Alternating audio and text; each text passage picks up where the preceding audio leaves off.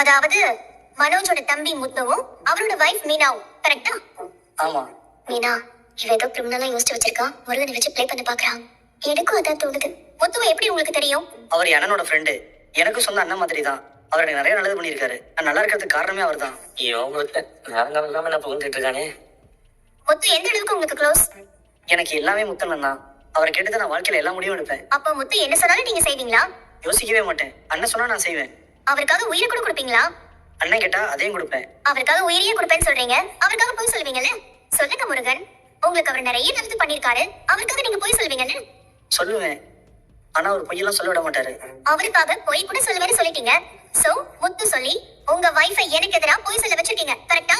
இல்லைங்க, நான் வித்யாவை பொய் சொல்ல வைக்கல. ஐயா, என் ஹஸ்பண்டோட குடும்பமே எனக்கு எதிரா இருக்காங்க. என்ன மனோஜ் கிட்ட இருந்து பிரிக்கிறதுக்காக என் க்ளோஸ் ஃப்ரெண்ட வச்சே பொய் சொல்ல வச்சிருக்காங்க. வித்யாவும் அவ ஹஸ்பண்டுக்காக எனக்கு எதிரா பொய் சொல்றா.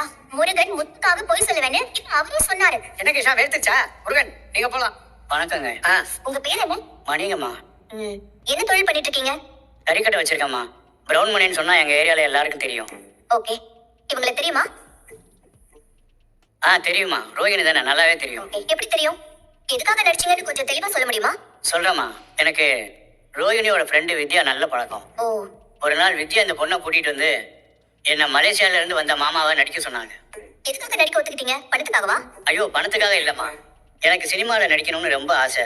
ரோஹிணியும் வித்யாவும் மணிரத்னம் படத்துல சான்ஸ் வாங்கி தரேன்னு சொன்னாங்க. அதுக்கு ஆடிஷன் இருக்கு, அவங்க வீட்டுல போய் நீங்க மாமாவா நடிக்கணும்னு சொன்னாங்க. அதுக்கப்புறம் நீங்க என்ன பண்ணீங்க? நான் போயிடுறேன்னு சொன்னாங்க. ஆனா ரோஹிணி தான் என் வாழ்க்கையை காப்பாத்துங்கன்னு ரொம்ப கெஞ்சினாங்க. இந்த பொண்ணை பாக்குறதுக்கும் ரொம்ப பாவமா இருந்தது. அதனால ரோஹிணிக்கு மலேசியா மாமாவை தொடர்ந்து நடிச்சேன். ஆனா ஒரு நாள் நான் மாட்டிக்கிட்டேன். கல்யாணி, இவர் சொல்றதெல்லாம் உண்மையா? நடிக்க சொல்லி தான் கூட்டு வந்தியா? ஆமாங்க ஐயா, இவரை நான் என் மாமாவை நடிக்க கூட்டிட்டு வந்தேன். ஆனா இதுக்கு காரணமே என் மாமியார் விஜயா தான்.